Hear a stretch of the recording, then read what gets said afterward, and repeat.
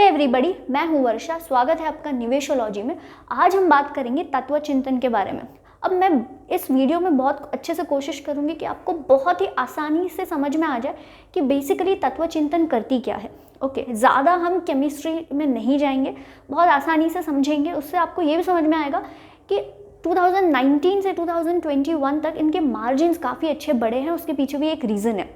So basically तत्व चिंतन 4 segments में है। एक है उनका पीटीसी, सेकंड है उनका स्ट्रक्चर डायरेक्टिंग एजेंट्स, थर्ड है electrolyte salts for super capacitors and fourth है नॉर्मल आपका जो स्पेशलिटी केमिकल्स जो इंटरमीडिएट्स है वहाँ पे काम करती है।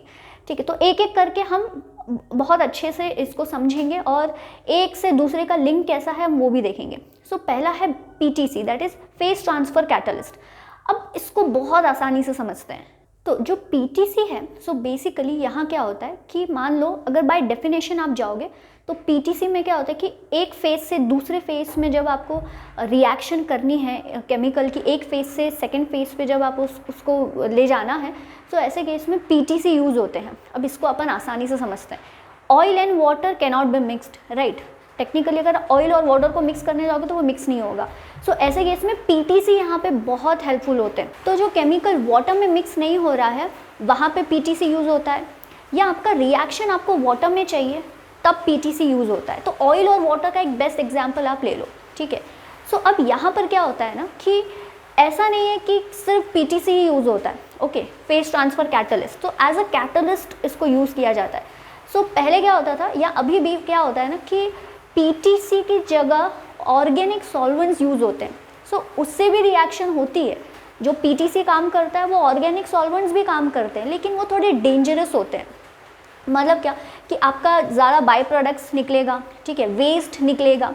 और यहाँ पर ईल्ड बहुत मैटर करती है कि आपको कितना, क्योंकि जितना बाई प्रोडक्ट कम निकलेगा आपके एंड प्रोडक्ट में, उतना ज़्यादा प्योरिटी या उतना ज़्यादा ईल्ड, आपको उतना ज़्यादा अच्छा केमिकल मिलेगा, राइट। सो ऐसे केस में पीटीसीज आर वेरी हेल्पफुल, क्योंकि जो ऑर्गेनिक सॉल्वेंट्स होते हैं वो डेंजरस होते हैं एनवायरनमेंट के लिए। सो इसीलिए PTC is link to green chemistry.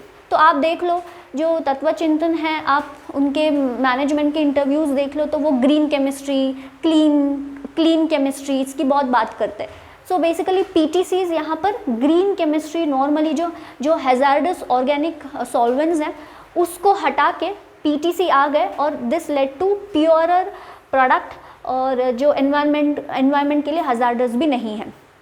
अब ये हो गया इनका पीटीसी। अब ये जो पीटीसी है ना, ये हर इंडस्ट्री में यूज़ होता है, ठीक है। आप पेंट देख लो वहाँ यूज़ होगा, डाइज वहाँ यूज़ होगा, रबर वहाँ यूज़ होगा, नॉर्मल फार्मास्यूटिकल कंपनीज वहाँ यूज़ होगा, ठीक है। हर एक इंडस्ट्री जहाँ पर केमिकल्स यूज़ हो रहे हैं वहाँ पर PTC as a catalyst use होता ही है। ओके, इसीलिए आप इनके जो कस्टमर्स है वो देख लो तो मर्क है, फिर डीवीज़ है, लॉरस लैब है, नवीन फ्लोरिन है, एसआरएफ है, ठीक है। ये सारे इनके कस्टमर्स हैं। अब यहाँ पर हम नेक्स्ट प्रोडक्ट की तरफ आते हैं जो है एसडीए, स्ट्रक्चर डायरेक्टिंग एजेंट्स।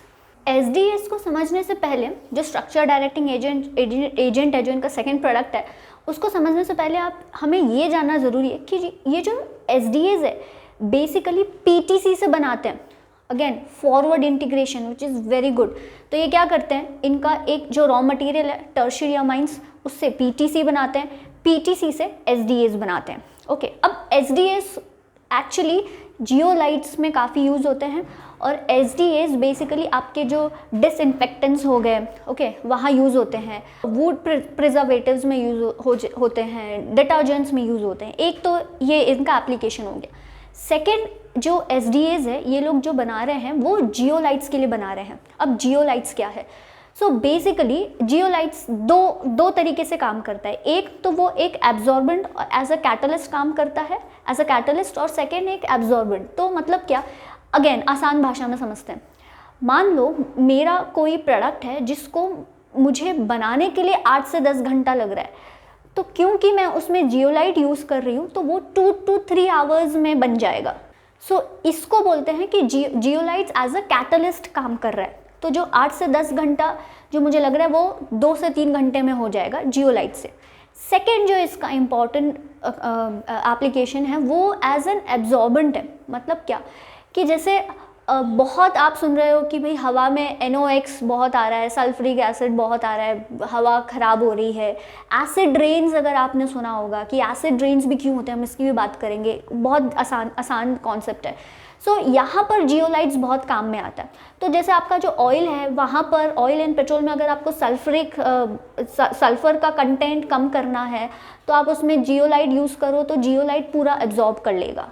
या जो पेट्रोल और डीजल में जो NO2 है बेसिकली उसको, क्योंकि that is not good for environment, right. So NO2 को एब्जॉर्ब करने के लिए आप जियोलाइट्स डाल दो तो वो पूरा NO2 एब्जॉर्ब कर लेगा। मतलब क्या कि NO2 को एब्जॉर्ब जब हो जाएगा तो हवा में NO2 नहीं रहेगा, right, which make the air clean.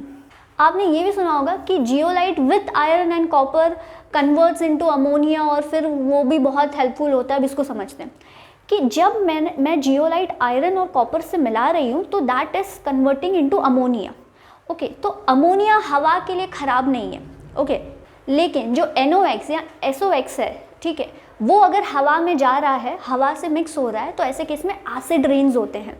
Okay, NOx अपना काम करेगा, SOx अपना काम करेगा और that will lead to acid rains. तो यहाँ पर जब मैं जियोलाइट आयरन एंड कॉपर से मिक्स कर रही हूँ तो ऐसे केस में that is converting into ammonia. फिर अमोनिया अगर हवा में रिलीज हो रहा है तो दैट इज़ नॉट हार्मफुल, ठीक है। तो जियोलाइट ऐसे तरीके से काम करता है। या तो फिर आप जो टॉवर्स है वहाँ पर अगर आप जियोलाइट का यूज़ करते हो तो बेसिकली वो पूरा NOx और जो भी है वो पूरा एब्जॉर्ब कर लेगा, तो हवा क्लीन रहेगी। सो जियोलाइट का यही काम है, वो एज एन एब्जॉर्बेंट काम करता है, सारी बेसिकली गंदी गैसेस वो एब्जॉर्ब कर लेगा। ओके, अब जियोलाइट्स जो है बेसिकली जो आपके BS6 एमिशंस हैं वहाँ पर बहुत यूज़ हो रहे हैं। यहाँ पर जियोलाइट्स तो हमने बात की, अब ये जियोलाइट्स नहीं बना रहे हैं। जियोलाइट्स बनाने के लिए स्ट्रक्चर डायरेक्टिंग एजेंट्स यूज़ होते हैं, SDAs। तो जियोलाइट्स बनाने के लिए जो SDAs यूज़ होते हैं वो SDAs ये कंपनी बनाती है। यहाँ पर सबसे इंपॉर्टेंट चीज़ क्या है, PTC के थ्रू ये SDAs बना रही है। अब यहाँ पे आप देखोगे 2019 से अभी तक SDAs का जो रेवेन्यू, जो SDAs का प्रोपोर्शन है वो बहुत बड़ा है और उसके साथ साथ मार्जिन्स भी बड़े हैं। ओके, तो हमें एक अंदाज़ा मिल गया कि SDA कंपैरेटिवली इनका अच्छा मार्जिन प्रोडक्ट है। नेक्स्ट चीज़ ये कि SDAs के रेवेन्यूज़ क्यों इतने बढ़ गए या कॉन्ट्रीब्यूशन इन रेवेन्यू क्यों बढ़ा, क्योंकि जैसे जो BS6 एमिशन नॉर्म्स आए थे तो ऐसे केस में मैंने आपको बताया था कि जो नाइट्रस ऑक्साइड है, जो NO2 है, और वो कैसे एयर को ख़राब करता है। सो ऐसे केस में जो BS6 एमिशंस हैं उसमें कि भाई आपके इतने पोल्यूटेंट्स, इतना ज़्यादा पोल्यूटेंट्स नहीं निकलना चाहिए, ठीक है, नाइट्रस ऑक्साइड इतना नहीं निकलना चाहिए, तो वहाँ हमने जियोलाइट्स की बात की थी, राइट। सो ऐसे में जो BS6 नॉर्म्स थे या BS6 एमिशन नॉर्म्स थे उसको हमें कंप्लाई करना था, राइट। उसको कंप्लाई करना था मतलब कि आपकी SDA जो है जियोलाइट बनाने के लिए जो SDAs लगते हैं उसकी डिमांड बढ़ गई, राइट। सो ऐसे केस में, और चाइना में भी ये कुछ एमिशन नॉर्म्स आए थे तो चाइना में भी SDA की डिमांड बढ़ गई। और यहाँ पर जो तत्व चिंतन है उसको ऑलमोस्ट 70% जो बिजनेस है वो एक्सपोर्ट के थ्रू आता है। तो चाइना में they are very well penetrated when it comes to SDA। So China से भी इनको SDA की डिमांड आ गई। सो ऐसे केस में SDA का रेवेन्यू इनका बहुत बढ़ गया और SDA के मतलब ओवरऑल आप मार्जिन्स देखोगे तो SDA की वजह से इनके मार्जिन्स भी बहुत अच्छे बढ़े। और यहाँ पे जो जियोलाइट है उसके लिए SDAs जो है वो बहुत इंपॉर्टेंट होते हैं, राइट। सो ऐसे केस में अगर जियोलाइट को काम करना है मतलब उसके SDAs जो उसको बनाने के लिए लग रहे हैं वो बहुत ही अच्छे होने चाहिए, मतलब क्वालिटी अच्छी होनी चाहिए। सो यहाँ पर SDAs you can say a very important product हो गया यहाँ पे, जिसकी क्वालिटी बहुत अच्छी होनी चाहिए। और SDAs में ना ज़्यादा प्लेयर्स हैं नहीं, तो अगर आप इंडिया की बात करें तो they are the only producer of SDAs for zeolites. और अगर मैं वर्ल्ड वाइड की बात करूँ, ग्लोबल की बात करूँ, तो वहाँ पे भी ज़्यादा प्लेयर्स हैं नहीं और ये लोग टॉप इसमें आते हैं। अब SDAs का आपको सेक्शन भी दिख रहा होगा कि कैसे ये लोग ऑलमोस्ट काफ़ी अच्छा परसेंटेज इनको आज SDAs से आता है।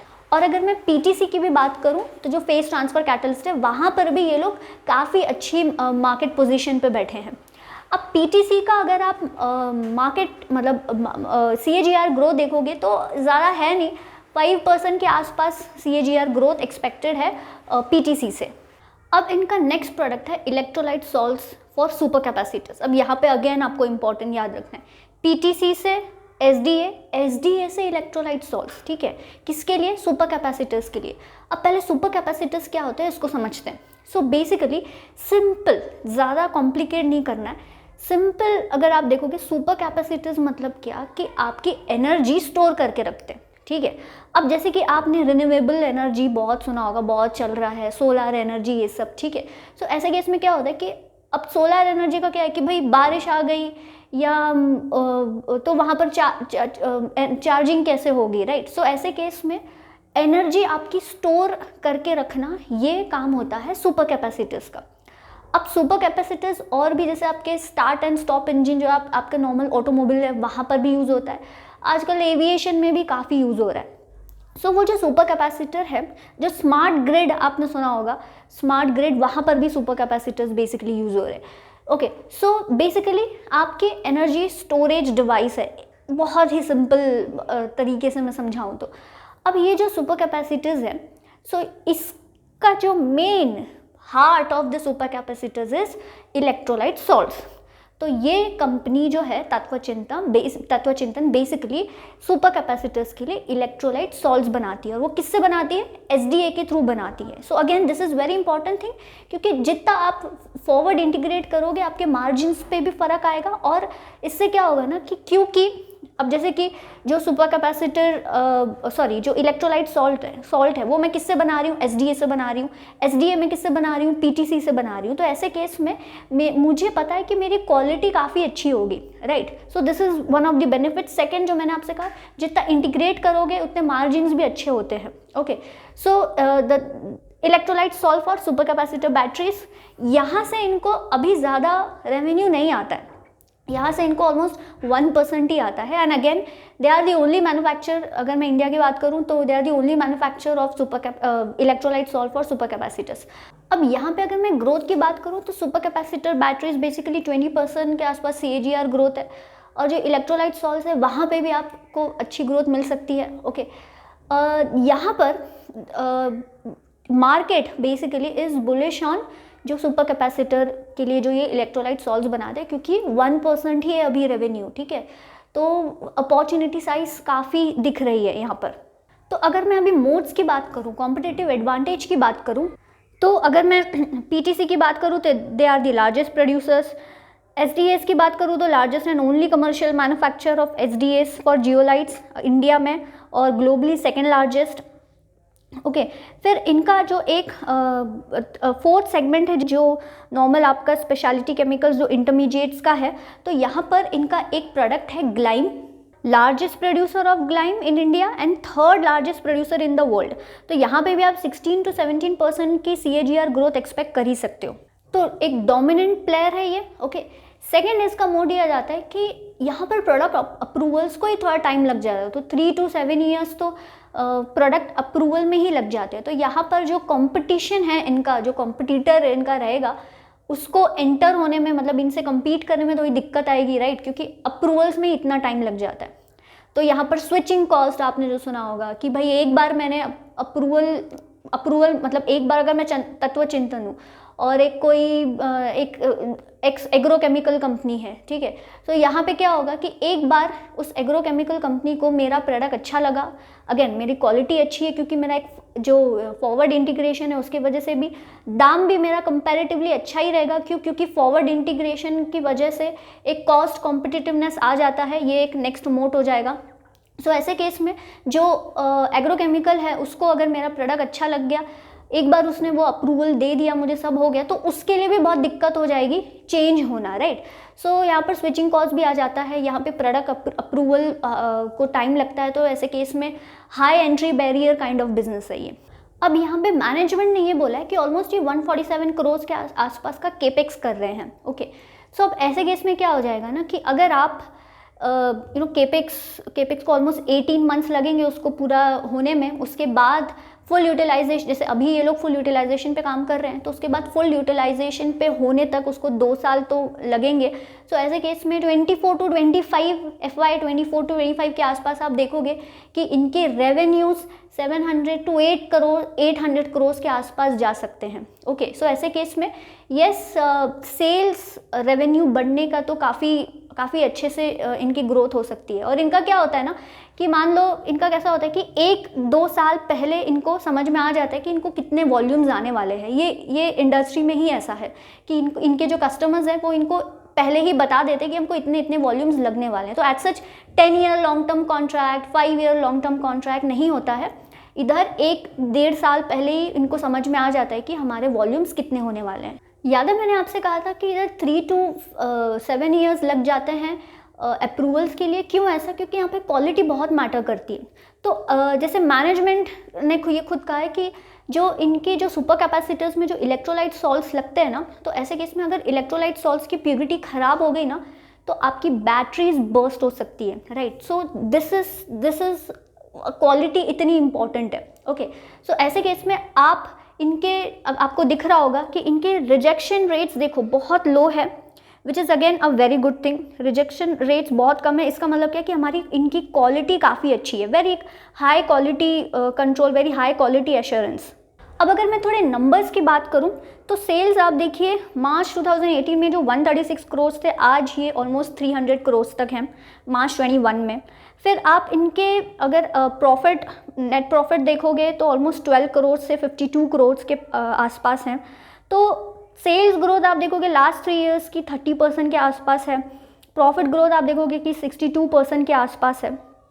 अब अगर मैं इनका एबिडा मार्जिन देखूं तो 2018 से इनका एबिडा मार्जिन आज 22% तक है। 17% से 22% तक इन 2021। Now why? इसका यही रीज़न है, जो SDA है वहाँ से जो इनका रेवेन्यू बढ़ा है। और क्योंकि जैसे मैंने कहा कि SDA थोड़े कंपैरेटिवली हाई मार्जिन प्रोडक्ट है, सो ऐसे केस में SDAs के वजह से इनके मार्जिन्स भी बहुत बढ़े। SDAs क्यों बढ़े, SDAs का रेवेन्यू क्यों बढ़ा, हमने उसकी बात ऑलरेडी कर ली है। तो ऑलमोस्ट अगर मैं FY 22 की बात करूं तो ऑलमोस्ट 52% इनको रेवेन्यू SDA से आता है, और PTC से ऑलमोस्ट 22% आता है, इंटरमीडिएट से ऑलमोस्ट 25% आता है। फिर रिटर्न ऑन इक्विटी आप देखोगे अगेन अच्छा नंबर है, लेकिन CFO वर्सेस पैट आप देखोगे तो आपको इतना अच्छा नंबर नहीं दिखेगा। इसकी भी हम बात करेंगे। अब हम बात करते हैं इनके कुछ रिस्क की। तो सबसे पहला रिस्क जो मुझे लगता है वो है हाई वर्किंग कैपिटल रिक्वायरमेंट। तो यहाँ क्या हो जाता है ना कि क्योंकि अब जैसे कि मैं ए कंपनी हूँ, ओके, और आप तत्वचिंतन हो, सो ऐसे केस में जो मेरे पास आपके अलावा 1-2 सप्लायर्स भी होंगे। सो ऐसे केस में क्या हो जाता है कि मैं कभी आपसे प्रोडक्ट लूँगी तो कभी मेरे दूसरे सप्लायर से लूँगी। तो जब मैं आपसे प्रोडक्ट नहीं ले रही हूँ, दूसरे सप्लायर से ले रही हूँ, तो आपकी इन्वेंट्री बिल्डअप हो जाती है। और ऐसे केस में आप अपना जो प्रोडक्शन है उसको बंद नहीं कर सकते, क्योंकि मैं कभी भी आके आपको बता दूंगी कि अब मुझे इतने वॉल्यूम की ज़रूरत है, तो आप तब बनाने नहीं बैठोगे। सो ऐसे केस में इनको इन्वेंट्री बिल्डअप करके रखनी पड़ती है, क्योंकि अगर सडन डिमांड आ गई तो फिर वो इन्वेंट्री खाली हो जाती है। तो ये इनके साथ एक्चुअली ये नेचर ऑफ इनका बिजनेस ही है, और ये आगे भी होगा, राइट। सो अगर आप इन्वेंट्री बिल्डअप देख रहे हो, इन्वेंट्री डेज ज़्यादा देख रहे हो, तो आपको अभी रीज़न पता है। और डेटर डेज भी, जैसे अगेन ये B2B कंपनी है तो यहाँ पर आपको डेटर डेज कंपैरेटिवली ज़्यादा दिखेंगे ही। सो वर्किंग कैपिटल रिक्वायरमेंट इस कंपनी की हमेशा आपको ज़्यादा दिखेगी, तो ये एक थोड़ा रिस्क हो गया। तो आपको वर्किंग कैपिटल पे ध्यान देना है। सेकेंड रिस्क जो है कि एंड यूज़र इंडस्ट्री, अगेन ये हर B2B में होता है। हमने मोल्टेक में भी बात की थी, हम यहाँ पे भी बात कर रहे हैं कि एंड यूज़र इंडस्ट्री अगर स्लो डाउन हो गई तो आपके प्रोडक्ट पे तो असर, आपके बिजनेस पे तो असर होगा ही। नेक्स्ट जो एक रिस्क हो जाता है वो है कि आप इनका, ये लोग जिसमें भी है एक्सेप्ट इलेक्ट्रोलाइट सॉल्ट्स, ये लोग जो PTC में है वहाँ पर आप CAGR ग्रोथ देखो 4 to 5% है। SDAs में भी एज सच वैसी ही कुछ CAGR ग्रोथ है। तो यहाँ पर थोड़ा स्लो ग्रोथ आप बोल सकते हो इनके जो फर्स्ट दो सेगमेंट्स है। जो इलेक्ट्रोलाइट सॉल्ट है, क्योंकि वहाँ से सिर्फ 1% रेवेन्यू आता है, तो वहाँ पर आप ज़्यादा एक्सपेक्ट कर सकते हो कि वहाँ से ग्रोथ आप एक्सपेक्ट कर सकते हो, लेकिन ये सोर्स ऑफ रिस्क हो ही जाता है। अब हम वैल्यूएशन की बात करते हैं। नाउ यहाँ पर मार्केट आप देखोगे तो वैल्यूएशन काफ़ी ज़्यादा मिला है इसको। नाउ क्यों? क्योंकि एक तो ये नीश प्रोडक्ट्स में भी हैं और काफ़ी अच्छा मतलब डोमिनेंट पोजीशन पे भी है, so market is expecting a lot. Okay, अब यहाँ पर कि अगर जैसे पी तो इसका बहुत ज़्यादा है, ठीक है, तो अब यहाँ पर सोर्स ऑफ ग्रोथ क्या हो सकता है कि आपको अर्निंग्स बढ़ानी ही है।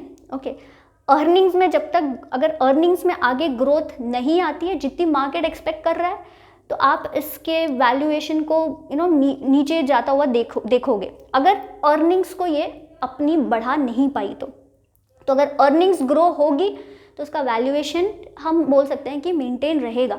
लेकिन अगर अगर मार्केट को अर्निंग्स ग्रो होती हुई नहीं नज़र आ रही है अच्छे नंबर से, तो ऐसे केस में वैल्यूएशन कम होने के चांसेस हैं। लेकिन अगर अर्निंग्स अच्छी रही तो आपको ये वैल्यूएशन को एडजस्ट करना ही पड़ेगा, आपको ये एक्सेप्ट करना ही पड़ेगा कि वैल्यूएशन ऐसी ही रहेगी अगर अर्निंग्स अच्छी रही तो। ओके, सो अभी इस लेवल पे मुझे पर्सनली महंगा लगता है, तो what I will do is I will watch over it.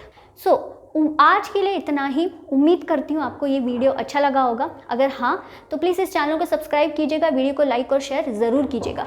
हम मिलेंगे नेक्स्ट वीडियो में, तब तक के लिए अपना ख्याल रखिए। जय हिंद एंड नमस्ते।